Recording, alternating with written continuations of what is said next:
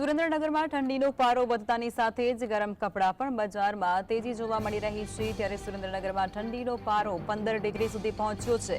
ત્યારે ઠંડીથી બચવા માટે અન્ય રાજ્યોમાંથી પણ ગરમ કપડાનું વેચાણ માટે વેપારીઓના સુરેન્દ્રનગરમાં ધામા જોવા મળી રહ્યા છે। જિલ્લામાં આ વખતે ગરમ કપડાના ભાવમાં 20%નો વધારો પણ ઝીંકાયો છે। તો હાલ ગરમ કપડાના 800થી લઈ અને 3000 સુધીના ભાવ સુરેન્દ્રનગરમાં જોવા મળી રહ્યા છે।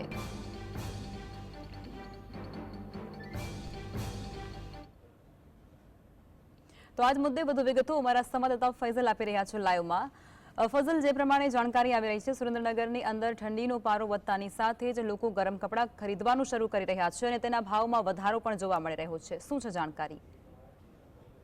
ખાસ કરીને સમગ્ર ગુજરાત રાજ્યમાં હાલમાં ઠંડીનો ચમકારો છે તે જોવા મળી રહ્યો છે। ત્યારે ખાસ કરી સુરેન્દ્રનગર જિલ્લાનું તાપમાન પણ 15 ડિગ્રી સુધી પહોંચી ગયું છે।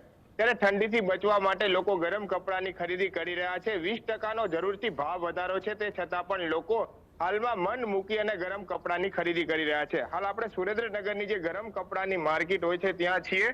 ગ્રાહકો વહેલી સવારથી ગરમ કપડાની ખરીદી માટે આવી રહ્યા છે। ભાવ ભલે 20% વધ્યા હોય, પરંતુ જે ઠંડીનો ચમકારો છે તે હાલ સુરેન્દ્રનગર જિલ્લામાં જોવા મળી રહ્યો છે। ઠંડીથી બચવું જરૂરી હોય છે, તેને લઈને હાલની પરિસ્થિતિમાં અન્ય રાજ્યમાંથી પણ લોકો છે તે અહીંયા ગરમ કપડા માટે વેચવા માટે સુરેન્દ્રનગર પહોંચ્યા છે।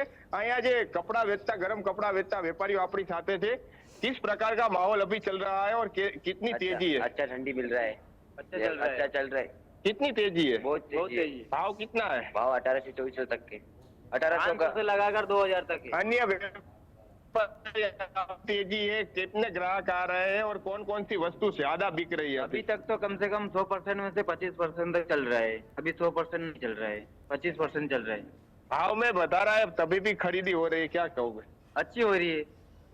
कौन से राज्य से आए हो? MP। क्या क्या बेच रहे हो? स्कूटर है, लेडीज का है, जेंट्स का है, सब तरह का मिलेगा। बच्चे का लिए, कमल के लिए, ब्लैंकेट। भाव कितना है? भाव जो साइज से आता है, डबल वाला अलग है, सिंगल वाला अलग है।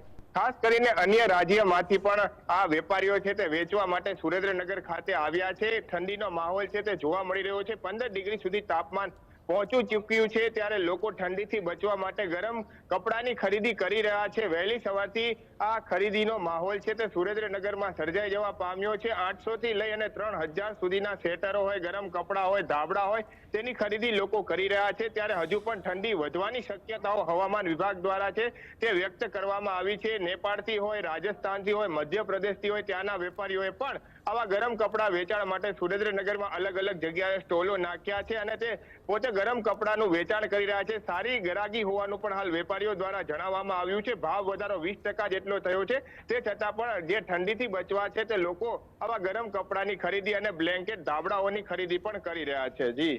જી ફઝલ, જોડાયા તે બદલ આપનો આભાર। જાણકારી આપી તે બદલ આપનો આભાર।